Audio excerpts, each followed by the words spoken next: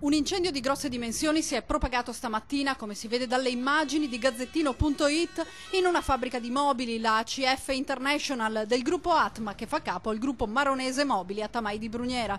L'azienda che produce componenti per mobili fa parte delle 12 aziende del gruppo maronese, uno dei più importanti siti produttivi per la filiera del mobile nell'area tra Brugnera, Gaiarina e Mansuè, zona di cerniera fra il Pordenonese e il Trevigiano. Le fiamme dai primi accertamenti si sarebbero sviluppate dal tetto dove erano in corso lavori per sistemare una parte della copertura. Nessun ferito, ma un operaio nel tentativo di domare le fiamme sarebbe rimasto ustionato in modo non grave agli arti superiori e immediatamente trasportato in ospedale. A causa del fumo che ha invaso lo stabile, l'intera fabbrica è stata fatta evacuare. Sul posto i vigili del fuoco di Pordenone ed altri equipaggi provenienti dal Veneto, persino il nucleo NBCR per controllare eventuali fonti inquinanti.